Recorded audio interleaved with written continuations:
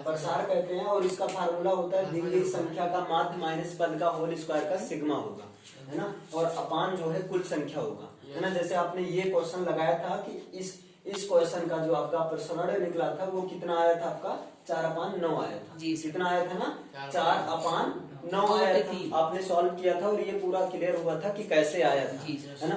बात किया गया था कि अगर आपको प्रसरण या विचरण या प्रसार निकालना नहीं आएगा तो आप मानक विचलन नहीं निकाल पाओगे, क्योंकि मानक विचलन जो होता है प्रसरण का स्क्वायर होता है ना। तो प्रसरण आया 4/9, तो 4/9। अब ये सब कैसे हो सकता है आपको अभी तक ये ना पार्ट 1 में जाकर देखेगा, वहां से सारी चीजें क्लियर हो जाएंगी, है ना।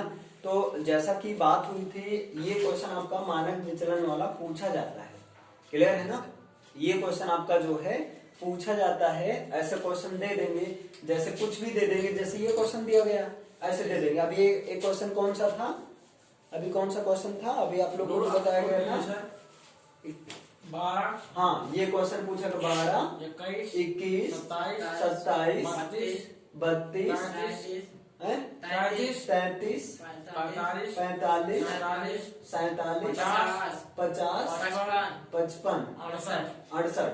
इस क्वेश्चन का पूछा गया था कि इसका मानक विचलन निकालिए। तो मानक विचलन निकालने के लिए आपको प्रसरण में जाना होगा, और प्रसरण को निकालने के लिए आपको पहले माध्य निकालना होगा, है ना। तो इतना लंबा प्रोसेस, ये सब कैसे आया क्लियर हो गया ना। तो आगे चले तो पार्ट 1 आप देख लीजिएगा, तो वहां से ये चीजें पूरा क्लियर हो जाएंगी, कैसे आया कैसे नहीं। अब हम आगे तो कंटिन्यू करते हैं।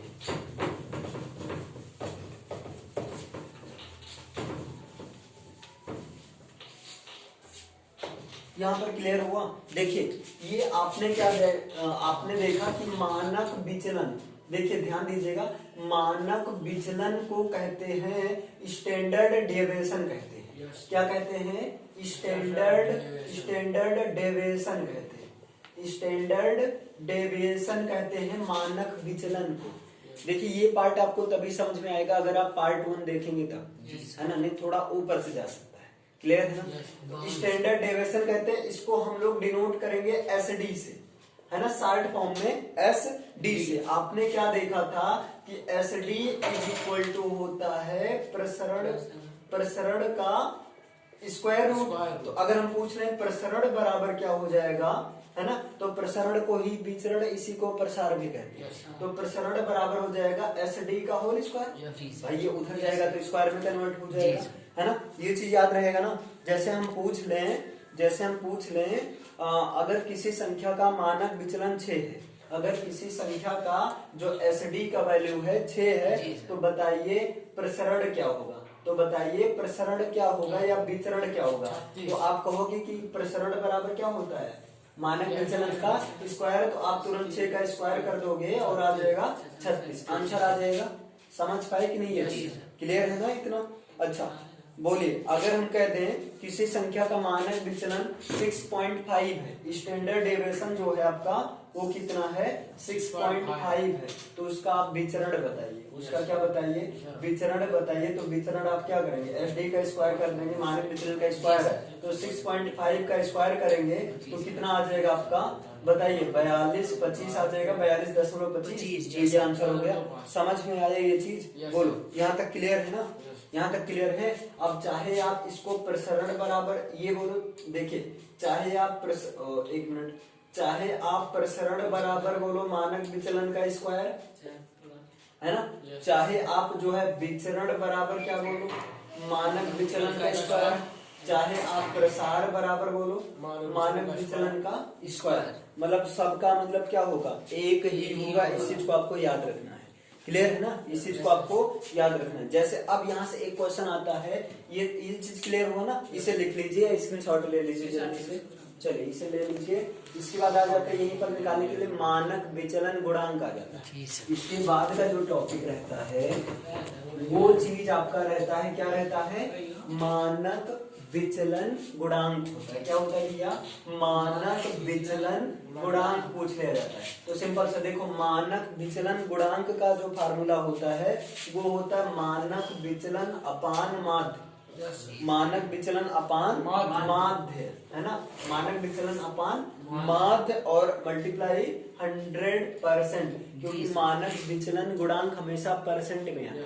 तो मानक विचलन गुणांक बराबर क्या होगा, मानक विचलन अपान समांतर माध्य और गुणे 100% होगा, है ना। जैसे हम पूछ लें कि किसी संख्या का अगर मानक विचलन 5 है, किसी संख्या का अगर मानक विचलन 5 है ना, और उसका जो समांतर माध्य है वो 15 है। किसी संख्या का मानक विचलन क्या है, 5 है, और उसका समांतर माध्य कितना है, 15 है। तो बताइए मानक विचलन गुणांक कितना होगा। मानक विचलन गुणांक, तो आप कहेंगे मानक विचलन गुणांक बराबर ये फार्मूला होता है, इतना बराबर ये आपका इसका ये फार्मूला होता है ना।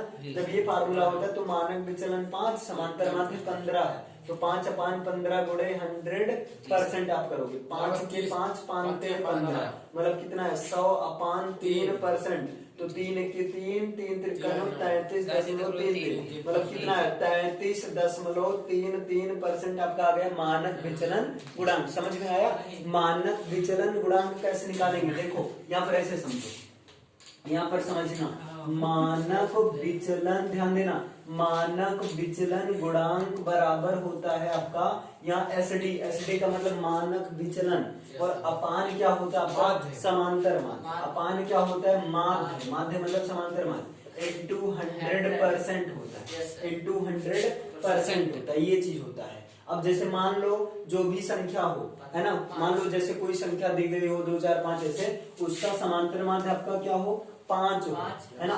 सॉरी, मानक विचलन दिया गया हो, मान लीजिए 5, है ना, कोई संख्या दिया गया हो, आपने निकाला, उसका मानक विचलन कितना आया, 5 आया, और उसमें जो माध्य आया वो कितना आया, 15 है। तो मानक विचलन गुणांक बराबर क्या हो जाएगा, 5/15 और गुणे 100। 5 के 5, 5 के 15, यहाँ परसेंट में, तो 100/3% का मतलब हो जाएगा 33.33%। ये हो गया आंसर। समझ में आया। इसको लीजिए स्क्रीनशॉट। चलिए इसको लीजिए जल्दी से, समझ पा रहे हो भैया, एकदम सर। ये सर ये दिया रहेगा सर। हाँ ये चीज ऐसे दिया रहेगा, वही तो करें जैसे अभी तुम लोग सॉल्व किए होते तो थोड़ा आइडिया लगता है ना। ये जो सॉल्व नहीं किए ना, तुम किए थे, तुम सो गए थे ना, सो गए तब फिर वही खाना तो आ ही रहा है। अरे नारायण भाई फैजाबाद सुनता है आप। इसे लिखे दिए। जी 1 मिनट जरा शांत करो, इसे बता दे, ऑन करो।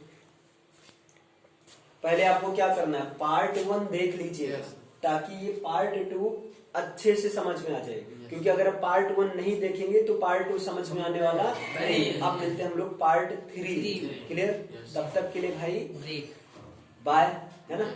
और सारी नोटंकी आपको करने हैं, लाइक शेयर सब्सक्राइब। कमेंट।